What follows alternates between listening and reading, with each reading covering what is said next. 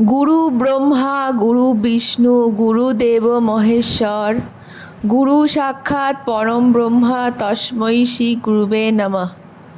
অর্থাৎ গুরু ব্রহ্মা হলেন জগতের শ্রেষ্ঠা, তাই গুরুকে ব্রহ্মার সাথে তুলনা করা হয়। বিষ্ণু হলেন এই জগতের রক্ষাকর্তা, তাই গুরুকে সেই বিষ্ণুর সঙ্গে তুলনা করা হয়। মহেশ্বর হচ্ছেন এই জগতের সমস্ত বিপদ নাশক, খারাপ জিনিস নাশ করেন, তাই তাকে গুরু হচ্ছেন মহেশ্বরের সঙ্গে অর্থাৎ শিবের সঙ্গে তুলনা করা হয়।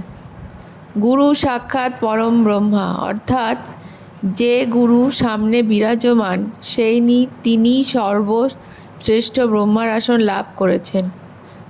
তস্मै শ্রী গুরুবে নমঃ, অর্থাৎ শুধুমাত্র তাকেই, সেই গুরুকেই আমরা প্রণাম জানাবো, যিনি আমাদের অন্ধকার থেকে নাশ করে আলোর পথে নিয়ে আসবেন। গুরু পূর্ণিমা হিন্দু ধর্মে এবং বৌদ্ধ ধর্মে পালিত একটি বিশেষ উৎসব, যার কিছু পৌরাণিক ব্যাখ্যা রয়েছে। গুরু পূর্ণিমা হলো একটি বৈদিক প্রথা, যার মাধ্যমে শিষ্য তার গুরুকে শ্রদ্ধা জ্ঞাপন করেন। আষাঢ় মাসের পূর্ণিমা তিথিতে গুরু পূর্ণিমা পালিত হয়। হিন্দু ধর্মাবলম্বীদের বিশ্বাস, এই তিথিতে মুনি পরাশর এবং সত্যবতীর ঘরে মহাভারতের রচয়িতা মহর্ষি বেদব্যাস জন্মগ্রহণ করেছিলেন। তাই এই দিনে মহর্ষি বেদব্যাসের জন্মজয়ন্তীও পালন করা হয়ে থাকে। গুরু শব্দটি গু এবং রু দুটি সংস্কৃত শব্দ দ্বারা গঠিত। গু শব্দের অর্থ অন্ধকার অর্থাৎ বা অজ্ঞতা, এবং রু শব্দের অর্থ অন্ধকার দূরীভূতকরণ। গুরু শব্দটি দ্বারা এমন ব্যক্তিকে নির্দেশ করা হয় যিনি অন্ধকার দূরীভূত করেন, অর্থাৎ যিনি অন্ধকার থেকে আলোয় নিয়ে যান, তিনিই গুরু। গুরু আমাদের মনে সব সন্দেহ, সংশয়, অন্ধকার দূর করেন এবং নতুন পথের দিশা দেখান। বৌদ্ধ ধর্মেও গুরু পূর্ণিমার গুরুত্ব অপরিসীম।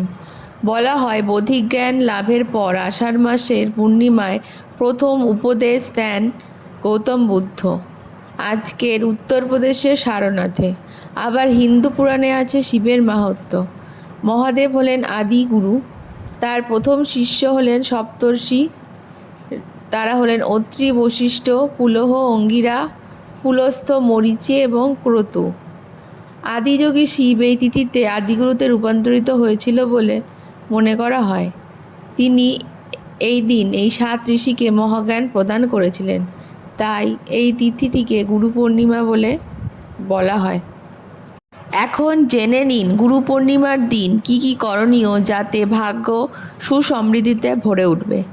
এই দিন বাড়ির প্রধান দরজায় মা লক্ষ্মীর পদচিহ্ন আঁকুন, এবং যদি বাড়িতে মা লক্ষ্মীর পদযুগল থাকে তাহলে তা উত্তর দিকে রেখে তার সামনে একটি ঘিয়ের প্রদীপ জ্বালান। তাতে আপনার অর্থভাগ্য ভালো হবে এবং দারিদ্রতা দূর হবে।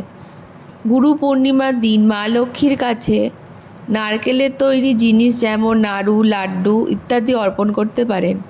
এতে মা লক্ষ্মী খুবই প্রসন্ন হবেন, কারণ নারকেল মা লক্ষ্মীর খুবই প্রিয়, তাই নারকেলকে লক্ষ্মী দেবীর প্রতীক হিসেবে গণ্য করা হয়। এই দিন নারকেল দিয়ে পুজো করা অবশ্যই খুবই শুভ।